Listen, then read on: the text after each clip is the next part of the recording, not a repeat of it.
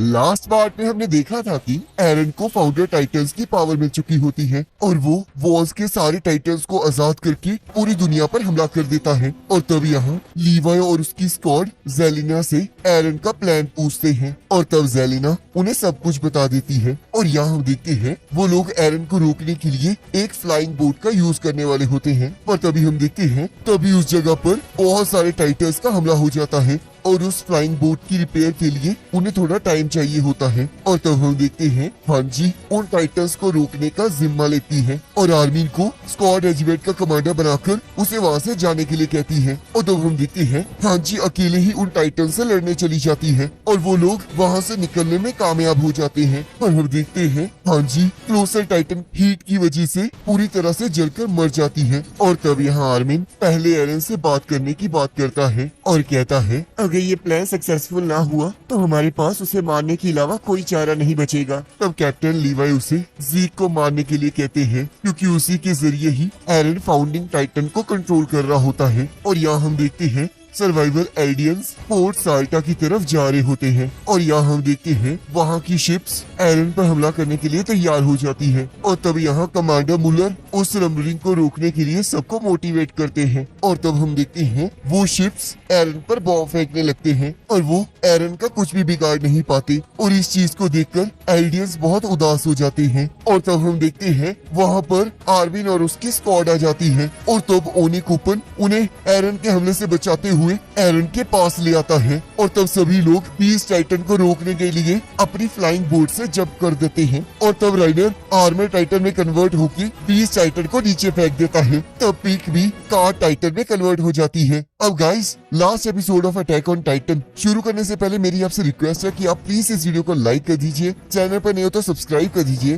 ताकि आपको आने वाली वीडियोस के बारे में सबसे पहले पता लग सके। अब बिना टाइम वेस्ट किए स्टार्ट करते हैं। और तब यहाँ कमांडर मिलर कहते हैं मुझे यकीन नहीं हो रहा कि पैराडाइज आइलैंड हमारी मदद के लिए आया है। तब यहाँ आर्मीन कहता है एरन मैं तुम्हें यहाँ से बाहर निकालने के बाद एक चीज पूछना चाहता हूँ कि आखिरकार तुम फ्री कैसे हो। और तब हम देखते हैं यामीर ये सब कुछ देख रही होती है। तब यहाँ आर्मीन कहता है ये तो सिर्फ एक ढांचा है और जीक ने भी अपनी बॉडी को वॉरहैमर टाइटन की तरह कहीं छुपा रखा है। और तब जॉन कहता है तो क्या तुम ये कहना चाहते हो कि हमें अब इन बोन्स के माउंटेन्स पर उसे ढूंढना होगा? ये तो इम्पॉसिबल है, तो हमें कुछ करना होगा। तब आर्मीन कहता है सभी लोग यहाँ से निकल जाओ क्योंकि मैं थोड़ी देर में ही इस जगह को बॉम्ब से उड़ाने वाला हूँ और एरन को मेरे इस अटैक के बारे में पता है तो मुझे नहीं लगता उसे कोई खतरा होगा। तो अगर मैं यहाँ की सारी बोन्स को उड़ा दूँ तो शायद हम एरन और जीक का पता लगा सके। और तब हम देखते हैं सभी लोग वहाँ से चले जाते हैं। तब आर्मीन सोचता है जो लोग कभी कुछ छोड़ नहीं सकते वो जिंदगी में कुछ भी चेंज नहीं कर पाते और लगता है अब मुझे एरन को लेकर अपनी उम्मीदों को छोड़ देना चाहिए। और तब हम देखते हैं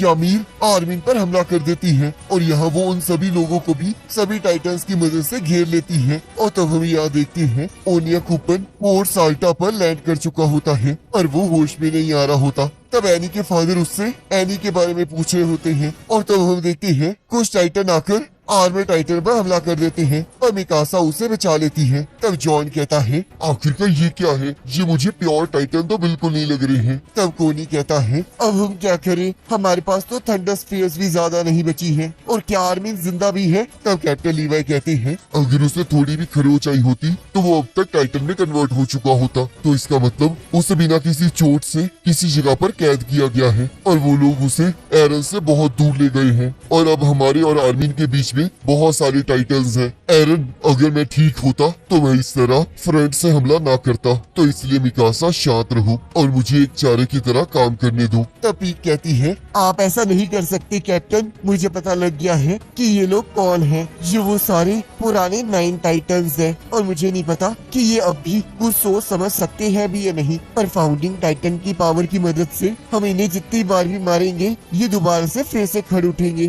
तब कोनी कहता है पर इस तरह तो हम इन्हें कभी नहीं हरा पाएंगे। तब पीक कहती है तो इसलिए अब हम ज्यादा सोच नहीं सकते और वैसे भी मैं एरन की फ्रेंड नहीं हूँ। और तब वो बॉम्ब्स को लेकर एरन की तरफ भागने लगती है और हम देखते हैं वो सारे टाइटन से बचते हुए एरन के गले के आसपास बॉम्ब लगा देती है और जैसे ही उन बॉम्ब्स को एक्टिवेट करने लगती है। हम देखते हैं एक टाइटन अपने हथियार को उसके आर पार कर देता है और तब हम देखते हैं राइनर पर भी जॉ टाइटन हमला कर देता है और यहाँ राइनर को जैसे ही जॉ टाइटन खाने लगता है कैप्टन लीवाई आके उसे बचा लेते हैं और तब कैप्टन लीवाई कहते हैं हमें पहले आर्मिन को बचाना होगा, नहीं तो हम ऐसे ही बेमकसद ही मारे जाएंगे। तब यहाँ कमांडर मुलर एरन पर हमला करने के लिए कहते हैं और तब एक पर्सन कहता है पर हमारे पास बस इतने ही लोग हैं जो कि बस 3 ही कैनन्स को चला सकते हैं। तब कमांडर मुलर कहते हैं तो क्या इस वजह से हम आराम से बैठ जाएं? अभी इस टाइम वो सभी लोग वहाँ लड़ रहे हैं और तुम्हें क्या लगता है वो किस लिए लड़ रहे हैं? और तब हम यहाँ देखते हैं सभी लोग टाइटन्स के साथ लड़ रहे होते हैं और कैप्टन लीवाई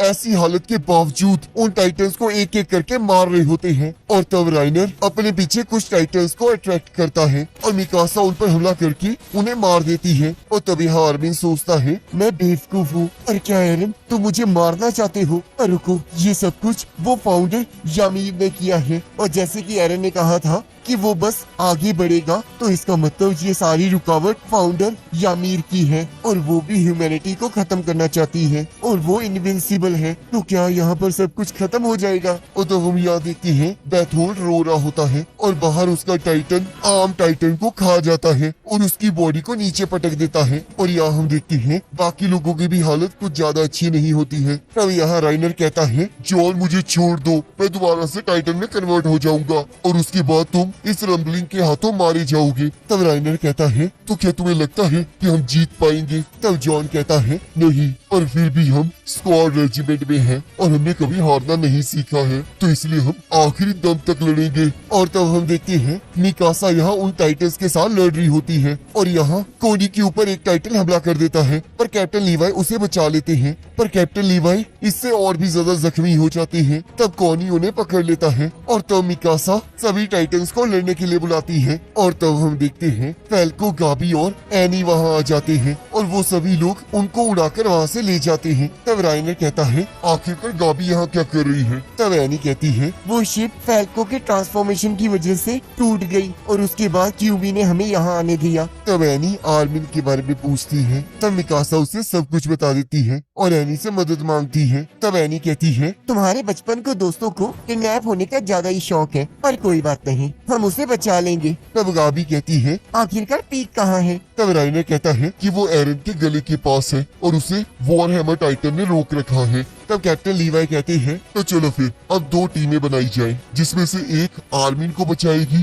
और दूसरी एरन की गर्दन पर हमला करेगी, क्योंकि अब हम एरन की फिक्र बिल्कुल नहीं कर सकते। और तब हम देखते हैं सभी लोग इस प्लान के लिए मान जाते हैं पर मिकासा मान नहीं रही होती है और सभी लोग उसे समझाने की कोशिश कर रहे होते हैं। तब एनी कहती है मिकासा अभी हमें आर्मिन को बचाने के बारे में सोचना चाहिए और तुम्हें और कुछ सोचने की जरूरत नहीं है। और तब हम यहाँ देखते हैं मार्लियन सोल्जर्स भी यहाँ लड़ने की तैयारी करने लगते हैं और तब वहाँ बचे हुए एल्डियंस आ जाते हैं और वो सभी लोग एक दूसरे की तरफ बंदूक करके खड़े हो जाते हैं और तब वहाँ कमांडर मुलर आ जाते हैं और तब हमें कुछ गोलियों के चलने की आवाज सुनाई देती है और तब हम देखते हैं सारे टाइटन्स मिलकर फैल्को पर हमला कर देते हैं और तब यहाँ एरन की गर्दन के पास राइनर और जॉन उतर जाते हैं और राइनर ट्रांसफॉर्म होकर उन टाइटन्स के साथ लड़ने लगता है और तब यहाँ जॉन बॉम्ब्स को एक्टिवेट करने के लिए उसकी तरफ बढ़ने लगता है और तभी उसके आगे बहुत सारे टाइटन्स आ जाते हैं और तभी हम देखते हैं पीक अपनी बॉडी से निकलकर फिर से टाइटन में कन्वर्ट हो जाती है और वॉरहैमर टाइटन को मार देती है और जैसे ही वो जॉन को बचाती है हम देखते हैं एक टाइटन उसकी गर्दन को उड़ा देता है और जॉन उसे रोक रहा होता है। तब पीक कहती है जॉन अगर तुम्हें लगता है कि मेरा टाइटन लड़ नहीं सकता तो तुम गलत हो, क्योंकि अगर मैं जिंदा हूँ तो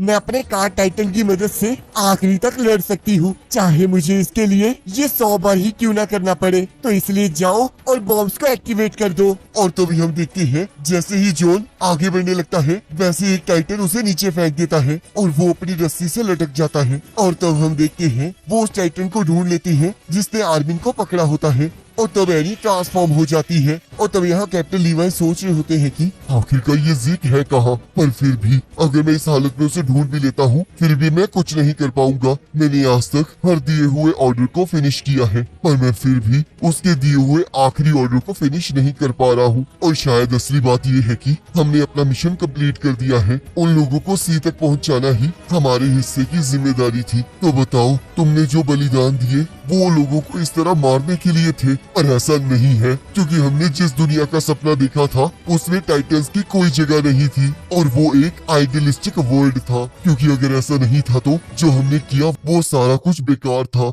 एरविन, मुझे कोई दुख नहीं है कि मैंने तुम्हें कोलोसल टाइटन के लिए नहीं चुना, क्योंकि मैंने उस लड़के को चुना है जिसकी आंखों में तुम सभी के जैसा ही नजरिया है। और यहाँ हम देखते हैं मिकासा और एनी टाइटन से लड़ रहे होते हैं और कोनी उस टाइटन का पीछा कर रहा होता है। और यहाँ हम देखते हैं वो टाइटन फिर से एरन के सिर की तरफ जाने लगता है और तब एनी मिकासा को जोर से उसकी तरफ फेंकती है और हम देखते हैं मिकासा को रोकने के लिए और भी टाइटन्स आ जाते हैं और तब मिकासा की तलवार टूट जाती है और तब एनी आकर मिकासा को बचा लेती है और हम देखते हैं वहाँ टाइटन्स उन्हें चारों तरफ से घेर लेते हैं। और तब आर्मी अपनी बॉडी को देखकर कह रहा होता है कि आखिरकार मैं कब तक यहाँ पड़ा रहूंगा, अगर ऐसे ही रहा तो सभी लोग मारे जाएंगे। मैं हमेशा से ही यूजलेस रहा हूँ, मैंने हमेशा खुद को धोखा ही दिया है। मेरे पास जो भी रिस्पॉन्सिबिलिटी थी और मुझ पर जो भी भरोसा किया गया था मैं उस पर कभी खड़ा नहीं उतर पाया। आखिरकार क्यों मैं कुछ कर नहीं पा रहा हूँ, क्या मैं इसी तरह मर जाऊंगा। और जोर जोर से रोने लगता है और यहाँ हम देखते हैं टाइटन्स लोगों को मारते हुए आगे बढ़ रहे होते हैं। और तब यहाँ आर्मी सोचता है रुको जरा,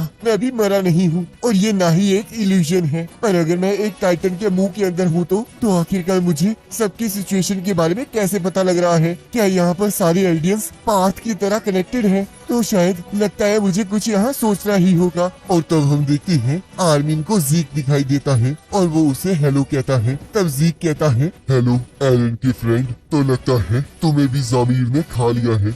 बहुत टाइम पहले जब इस दुनिया में सिर्फ मैटर ही एग्जिस्ट करता था तब यहाँ कुछ चीजें पीयर हुई और फिर डिसअपीयर हो गई और जो उनमें से एक बच गई उसे हम लोगों ने लाइफ कहा। और लाइफ इसलिए बच पाई क्योंकि उसे मल्टीप्लाई होना आता था और उसने हर तरह के एनवायरनमेंट को अडेप्ट करना सीख लिया था और अब हमारी फॉर्म में जी रही है। तो उसका अल्टीमेट गोल मल्टीप्लाई होना है। ये सैंड, पत्थर और पानी कभी मल्टीप्लाई नहीं होते और लाइफ हमेशा मल्टीप्लाई होती है। और चाहे हम मर जाएं और एक्सटिंक्ट हो जाएं और फिर भी हम मल्टीप्लाई होते ही जाते हैं और इसी वजह से हमें डर जैसी पनिशमेंट मिलती है। और वो बच्चा इस टाइम उसी पेन को अवॉइड कर रहा है। उसने हमेशा बहुत पावरफुल, बड़ी और अनडाइंग बॉडी को जन्म दिया है ताकि वो डेथ को एस्केप कर सके और उस बच्चे का नाम फाउंडर यामीर है और यही वो एक दुनिया है जिसमें डेथ एग्जिस्ट नहीं करती है। तब आर्मिन कहता है तो आखिरकार वो चाहती क्या है।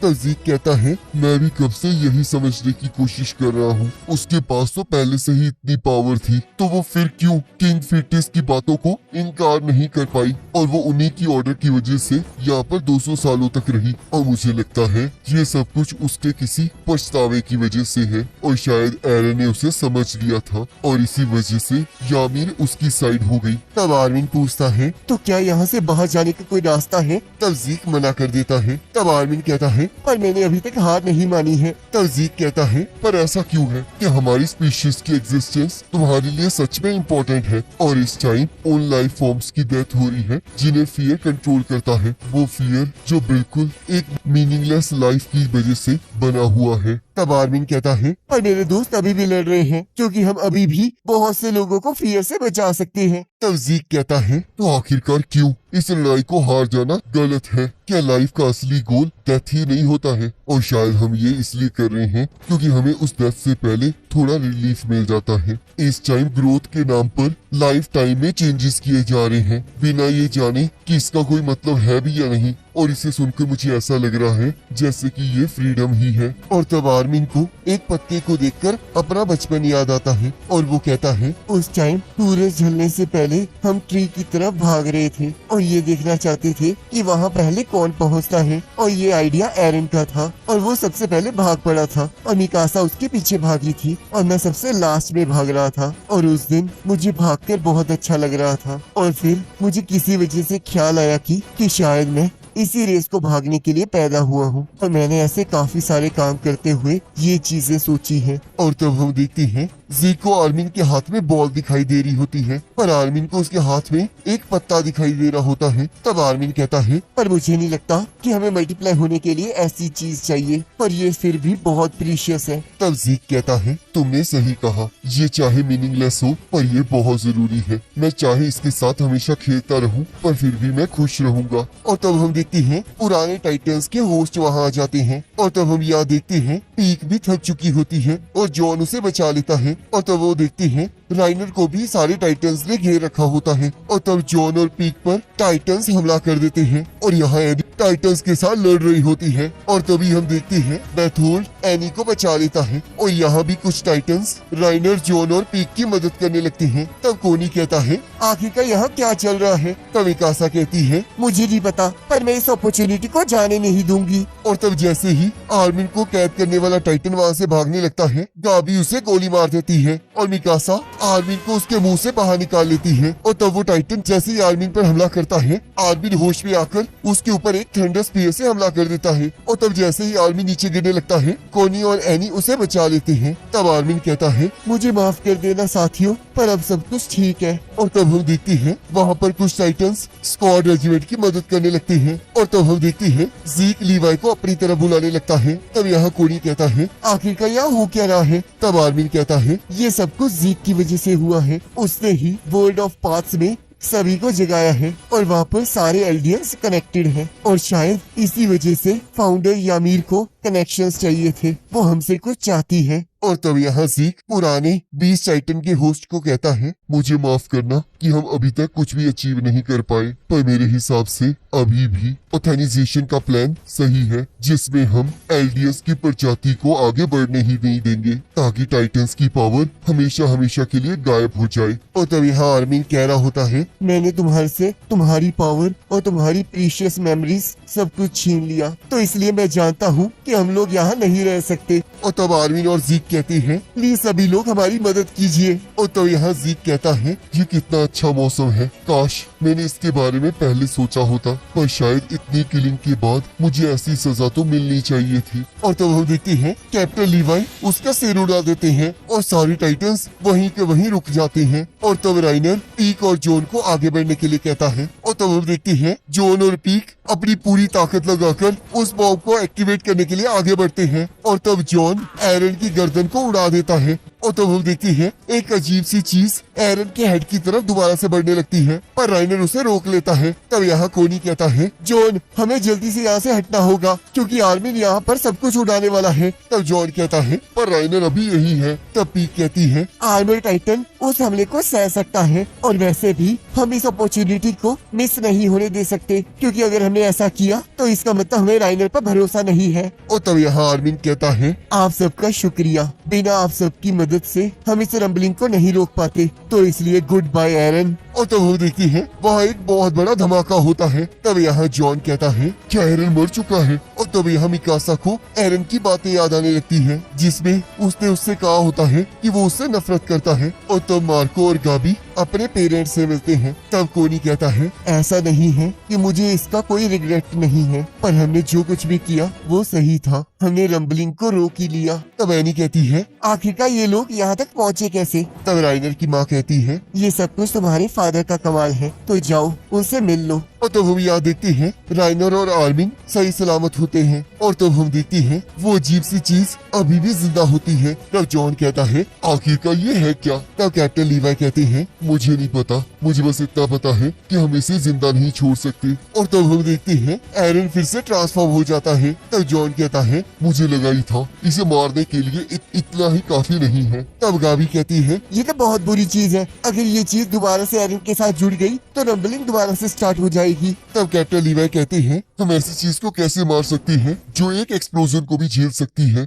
तो अब तक तुम्हें समझ जाना चाहिए कि ये रंबलिंग तब तक खत्म नहीं होगी जब तक हम एरन को नहीं मार देते। तब मिकासा सोचती है, आखिरकार ये क्यों हो रहा है? और तो हम यहाँ देखते हैं कमांडर मिलर एनी के फादर को साथ काम करने के लिए कहते हैं। और तब एनी भी अपने फादर के पास पहुँच जाती है और तब वहाँ चारों तरफ धुंध होने लगती है। तब गाबी कहती है, आखिरकार ये स्मोक यहाँ क्यों आ रही है? तब कोनी कहता है, कहीं यहाँ पर वो तो नहीं होने वाला जैसे कि मेरे विलेज में हुआ था। और तब कैप्टन लीवाई मिकासा और पीक को फैल्को के ऊपर बैठकर वहाँ से जाने के लिए कहते हैं। तब पीक कहती है, आखिरकार आप कहना क्या चाहते हैं? तब कैप्टन लीवाई कहते हैं, एक्रमैन और टाइटन की पावर वालों को कुछ नहीं होगा, तो तुम लोगों को ज्यादा अच्छे से पता है कि तुम्हें क्या करना है, तो इसलिए यहाँ से जल्दी निकल जाओ। और तब वो लोग वहाँ से चले जाते हैं। तब यहाँ जॉन कहता है, तो हम इस तरह मरेंगे। तब कोनी कहता है, लगता तो ऐसे ही है। तो चलो फिर अब बाकी सारा काम अपने दोस्तों पर छोड़ देते हैं। तो फिर एक स्क्वाड रेजिमेंट की तरह मरना ऐसा होता है। तो जॉन, क्या तुम्हें वो दिन याद है जब हमने उन बॉडीज को जलाया था? तब जॉन हाँ कहता है। तब कोनी कहता है, ये सारी तुम्हारी गलती है जो कि हम ह्यूमैनिटी को बचाने की जॉब में यहाँ फंसे हैं। और तब हम देखते हैं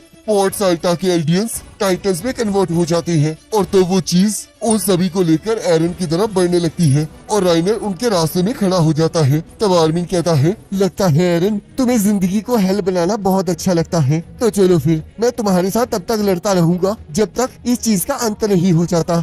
और तब वो और एरन आपस में लड़ने लगते हैं और यहाँ राइनर ने उस चीज को रोक कर रखा होता है, पर बाकी टाइटन्स भी राइनर पर हमला कर देते हैं। और तब पीक और एनी भी राइनर की मदद करने के लिए वहाँ आ जाते हैं। तब राइनर कहता है, आखिरकार हमें सक्सेसफुल होने के लिए क्या करना होगा? और यहाँ हम देखते हैं मिकासा के सिर में दर्द हो रहा होता है। तब कैप्टन लीवाई कहती है, अपने आप को संभालो क्योंकि अब हम ही एरन को मारने के लिए जिंदा बची हैं। तब मिकासा कहती है, मैं अब और नहीं सह सकती, मैं अब घर जाना चाहती हूँ। और यहाँ हम देखती है एरन मिकासा को नींद से उठाता है। तब मिकासा कहती है, आखिरकार मैं यहाँ कैसे सो गई? ऐसा लग रहा है जैसे कि मैंने बहुत बड़ा सपना देखा है। तब एरन उसे आराम करने के लिए कहता है और पूछता है, आखिरकार तुम रो क्यों रही हो? तब मिकासा कहती है, पता नहीं, और मुझे ऐसा लग रहा है जैसे मुझे यहाँ नहीं होना चाहिए। तब एरन कहता है, अब हम कुछ नहीं कर सकते, हम सब कुछ छोड़कर यहाँ भाग आए थे और 2 महीने पहले मार्ले के साथ लड़ाई भी खत्म हो चुकी है और पैराडाइज के ऊपर हमला बहुत जल्दी शुरू हो जाएगा, तो हमारे पास भागने के अलावा कोई रास्ता नहीं है। और मुझे पूरी उम्मीद है कि आर्मिन अभी हमें ढूंढ रहा होगा। मैं ना तो हिस्टोरिया को हेल में भेज सकता हूँ और ना ही वॉल के बाहर की ह्यूमैनिटी को मार सकता हूँ। तो चलो फिर मेरी जिंदगी के जो 4 साल बचे हैं उसे आराम से जिया जाए, जिसमें हम दोनों इकट्ठे हों, और यही लाइफ तुमने मुझसे मांगी थी।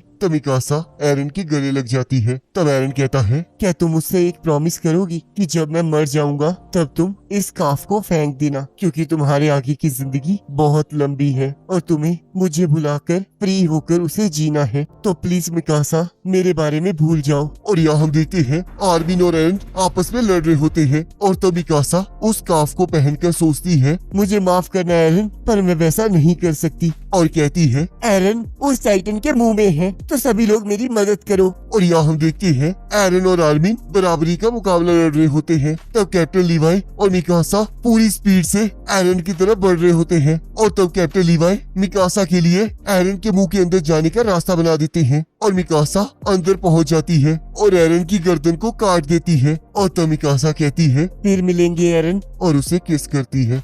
और तब हमें यहाँ एरन के बचपन का सीन दिखाया जाता है जहाँ आर्मिन उससे कह रहा होता है कि ये सब कुछ तुमने उस फ्यूचर के लिए किया जो तुमने अटैक टाइटन की पावर से देखा था, पर क्या उसके चक्कर में मुझे इतना पीटना जरूरी था? तब एरन कहता है, मैं तो बस तुम लोगों को दूर करना चाहता था और उसके बाद मैं थोड़ी भावनाओं में बह गया, तो मुझे माफ कर देना। तब आर्मिन कहता है, तुम्हें मुझसे नहीं मिकासा से माफी मांगनी चाहिए, तुमने उससे वो सब कुछ कहकर बहुत हर्ट किया। तब एरन कहता है, शायद तुम सही कह रहे हो। तब आर्मिन कहता है, तुमने ये सब कुछ इसलिए किया ताकि तुम हमें वो हीरोज बना सको जिन्होंने इंसानियत को तुम्हारे हाथों से खत्म होने से बचाया है। तब एरन कहता है, सही कहा, अब तुम लोग बची कुची ह्यूमैनिटी के सेवियर्स बन चुके हो और पहले जो लोग तुम्हें पहले आइलैंड डेविल कहते थे वो अब तुम्हारी रिस्पेक्ट करेंगे। तब आर्मिन कहता है, तो क्या तुम हमें उस फैमिली की तरह बनाना चाहते थे जिन्होंने वॉल्स के अंदर की ह्यूमैनिटी को बचाया था? और मुझे माफ करना, पर ना ही मैं और ना ही कोई और हीरोज बनना चाहते हैं। तब एरन वहाँ से जाने लगता है और आर्मिन को भी अपने साथ चलने के लिए कहता है और रास्ते में वो दोनों यामीर के बारे में बात करते हैं और तब वो दोनों एक लावा के पास पहुंच जाते हैं। तब एरन कहता है, तो हमने अपनी बात को कहाँ छोड़ा था? तब आर्मिन कहता है, तुमने कहा था कि टाइटन्स की पावर इसलिए एग्जिस्ट कर रही थी क्योंकि यामीर 2000 सालों तक किंग थ्रेटिस के हुक्म का पालन कर रही थी। तब एरन कहता है, सही कहा, चाहे किंग फ्रिटिस ने उसके घर को जला दिया हो, उसके पेरेंट्स को मार दिया हो और चाहे उसकी जुबान काट दी हो, और वो फिर भी गॉड की तरह उन पावर्स को अटेन करने के बावजूद उसके हुक्मों को मानती रही। तब आर्मिन कहता है, और आखिरकार वो ये कर क्यों रही थी? तब एरन कहता है, जब मैंने उसे टच किया था तब मुझे एक चीज पता चली थी जिस पर मुझे पहले विश्वास नहीं हुआ, और वो ये थी कि फाउंडर यामीर किंग फ्रिटिस से प्यार करती थी और इसी वजह से वो 2000 सालों तक उसकी बात मानती रही। मैं चाहे उसकी दिल की गहराइयों को समझ नहीं पाया था, पर मुझे ये पता था कि वो दर्द में है और वो पिछले 2000 सालों से किसी ऐसे का इंतजार कर रही थी जो उसे आजाद कर सके, और एक दिन ऐसा पर्सन आया भी, और वो मिकासा थी। तब आर्मिन कहता है, मिकासा क्यों? तब एरन कहता है, ये तो सिर्फ यामीर ही जानती है। मुझे तो अब भी नहीं पता कि मिकासा क्या करेगी। मुझे बस इतना ही पता है कि मिकासा ही है जो एक रिजल्ट देगी, और मैं बस आगे बढ़ते बढ़ते उसी रिजल्ट को पाने की कोशिश कर रहा हूँ, और जो कुछ हुआ मैंने उसी रिजल्ट को पाने के लिए वो सब कुछ किया। तब आर्मिन कहता है, तो यही वो फ्यूचर है जिसे तुमने मेडल सेरेमनी में देखा था। तब एरन कहता है, आर्मिन, मेरे दिमाग में सब कुछ घूम रहा है और फाउंडर की पावर ने इसे ऐसा बनाया है कि इसमें ना ही इसका फ्यूचर है और ना ही पास्ट, और ये सब कुछ एक ही बारी में एग्जिस्ट कर रहा है। तो इसलिए मुझे ये करना ही पड़ा, क्योंकि उस दिन बेथोल्ड को नहीं मरना था, और इसलिए मैंने उस टाइटन को अपनी माँ की तरफ जाने दिया। और तब आर्मिन उसे वहाँ से चलने के लिए कहता है। तब यहाँ आर्मिन एरन से पूछता है, तो तुम्हें क्या लगता है, क्या मिकासा तुम्हें भूलकर अपनी जिंदगी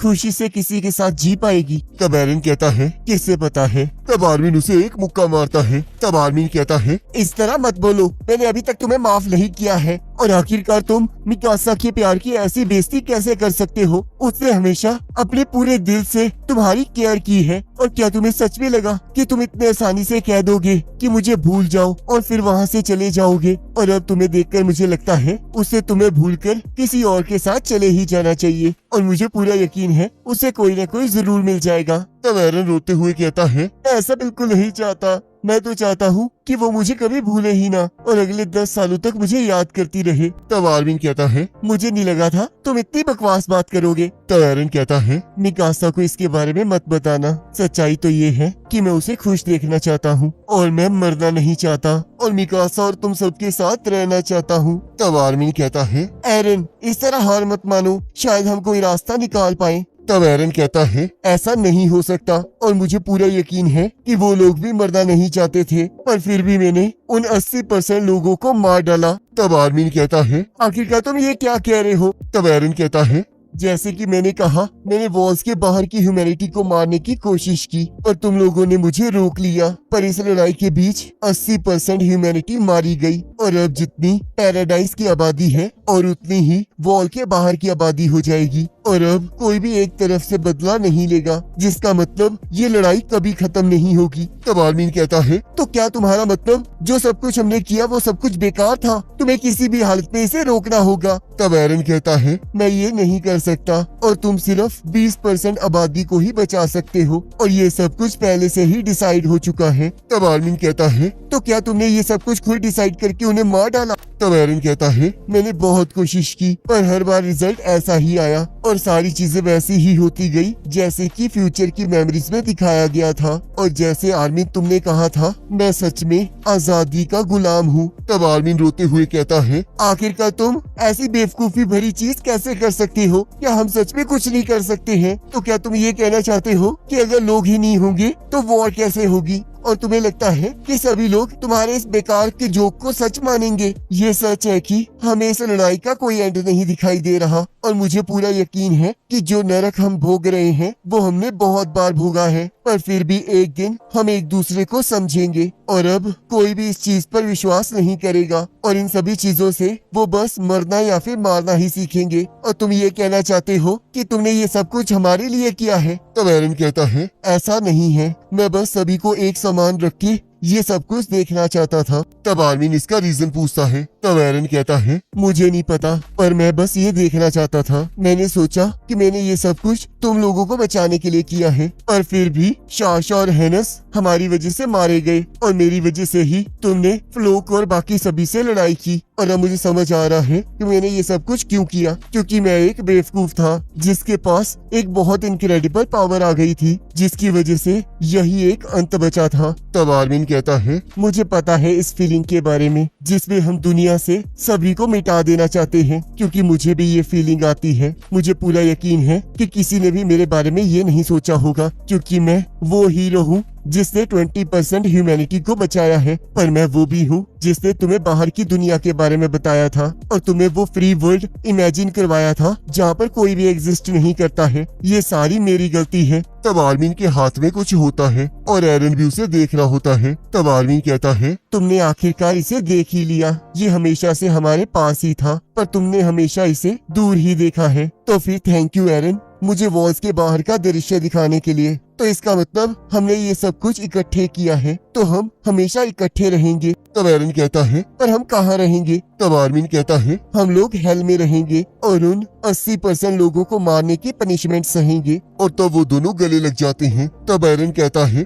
आर्मिन अब मैं तुम्हारी सारी मेमोरीज मिटा दूंगा और तुम्हें ये सब कुछ तब याद आएगा जब सब कुछ खत्म हो चुका होगा। तो अब जब भी अगली बार मिलेंगे तब हम एक दूसरे को मार डालेंगे और उसके बाद मरने के बाद हेल में मिलेंगे। मैं तुम्हारा हेल में इंतजार करूंगा। और तब हमें वो वाला सीन दिखाया जाता है जब वो लोग बोट में बैठकर फ्लाइंग बोट की तरफ जा रहे होते हैं और यहाँ हम देखते हैं लड़ाई खत्म हो चुकी होती है और आर्मिन को सब याद आ जाता है। तब मिकासा एरन का सिर उसके पास लाती है। तब आर्मिन एरन के सिर को गले लगाकर जोर जोर से रोने लगता है। तब मिकासा कहती है, तो तुम्हें भी वो सब कुछ याद आ गया? तब आर्मिन कहता है, हाँ, और मैंने ये भी सुना कि तुम्हारी डिसीजन की वजह से इस दुनिया से टाइटन की पावर्स खत्म हो जाएगी। तब हम देखते हैं सभी को कुछ ना कुछ याद आ जाता है। और तब पीच कहती है, काश मैंने भी उससे कुछ बात की होती। और तब एनी अपने फादर को गले लगा लेती है। और तब हम यहाँ देखते हैं फैल्को गाबी को ढूंढ रहा होता है। तब यहाँ कैप्टन लीवाई कहते हैं, तो गाइस, क्या तुम लोगों ने वो सब कुछ देखा? और मेरे हिसाब से ये वही है जो तुम लोगों ने डिसाइड किया था। और तब हम देखते हैं कैप्टन लीवाई अपनी स्क्वाड को देखकर रोने लगते हैं। और तब यहाँ कोनी और जॉन शाशा को देखकर रोने लगते हैं। और तब यहाँ राइनर अपनी माँ से कहता है, मैं अब टाइटन नहीं रहा, जिससे उसकी माँ बहुत खुश हो जाती है और राइनर से माफी मांगते हुए कहती है, मैं हमेशा से यही चाहती थी। और तब यहाँ मिकासा कहती है, अब मुझे यहाँ से जाना चाहिए। तब आर्मिन कहता है, तुम आखिरकार जा कहाँ रही हो? तब मिकासा कहती है, अगर मैं यहाँ रही तो ये सभी लोग मुझे एरन को अच्छे से दफनाने भी नहीं देंगे। तब आर्मिन कहता है, सही कहा, तो अब हमें एरन को कहीं शांति से आराम करने देना चाहिए। तब मिकासा कहती है, एरन हमेशा उस जगह पर सोता था। तब आर्मिन कहता है, सही कहा, वो जगह सच में बहुत अच्छी रहेगी। तब मिकासा वहाँ से चली जाती है। और तब यहाँ कमांडर मुलर ने उन सभी लोगों को घेर रखा होता है। तब एनी के फादर कहते हैं, अब एरन येगर इस दुनिया में नहीं रहा है, जिसकी वजह से टाइटन की पावर भी इस दुनिया से जा चुकी है, तो इसलिए अब हम लोग नॉर्मल लोग हैं। तब कमांडर मुलर कहते हैं कि अगर तुम इसे अभी साबित कर सकते हो तो इसे प्रूव करो। तब आर्मिन कहता है, अगर हमारे पास अभी भी टाइटन पावर होती तो हम आपको रोकने के लिए टाइटन में कन्वर्ट हो सकते थे, और ऊपर से तो आपने हमारे ऊपर गन्स भी पॉइंट कर रखी है, पर फिर भी हम उस पावर को यूज नहीं कर रहे, तो इसका मतलब हम दोबारा से नॉर्मल ह्यूमंस बन चुके हैं। तब कमांडर मुलर कहते हैं, पर आखिरकार तुम कौन हो? तब आर्मिन कहता है, मैं पैराडाइज आइलैंड का एक एल्डियन हूँ और मेरा नाम आर्मिन आर्लेट है और मैं ही वो हूँ जिसने एरन येगर को मारा है। तब मिकासा यामीर से कहती है, तो वो तुम हो जो बार बार मेरे दिमाग में झांक रही थी। मुझे पता चला है कि तुम्हारी जिंदगी सच में एक डरावना सपना थी। सारी लाइफ जो जा चुकी हैं वो वापस नहीं आ सकती, पर फिर भी जिन जिंदगियों को तुमने जन्म दिया है उन्हीं की वजह से मैं आज यहाँ जिंदा खड़ी हूँ, तो इसलिए आराम करो यामीर। तब मिकासा एरन के सिर को लेकर वहाँ से चली जाती है। और यहाँ हम देखते हैं हिस्टोरिया अपनी बच्ची का बर्थडे मना रही होती है। और तब हमें हिस्टोरिया बताती है कि टाइटन के साथ उस लड़ाई को 3 साल बीत चुके हैं और उसमें बहुत सारी जानें गई थी, और जो लोग उसमें बच गए थे वो लोग आज भी उस घटना से डरते हैं। अब जब इस दुनिया ने वो सब कुछ देखा है तो एल्डियंस के सारे डर सच में बदल चुके हैं। एल्डियन नेशन ने एक आर्मी बना ली है जो कि येगरी संभालते हैं, और उनकी पावर दिन ब दिन बढ़ती जा रही है और ये इस बात से डर रहे हैं कि जो बची कुछ ह्यूमैनिटी बची है कहीं वो इन पर हमला ना कर दें। तो इसलिए अब ये कहते हैं कि अगर हम जीतेंगे तो हम जिएंगे और अगर हम हारेंगे तो मर जाएंगे। तो इसलिए हम बिना लड़े जीत नहीं सकते, तो हमें लड़ना होगा। तो चाहे अब टाइटन्स खत्म हो चुके हैं पर लड़ाई अभी भी खत्म नहीं हुई है। और एरन ने मुझे वो सारे फ्यूचर के बारे में बताया था जो वो जानता था, और चाहे वो एक पर्टिकुलर पॉइंट के बाद का फ्यूचर नहीं देख सकता था पर उसने फिर भी इस फ्यूचर को आते हुए देख लिया था। और मुझे इस बात पर पूरा विश्वास है कि ये सब कुछ अकेले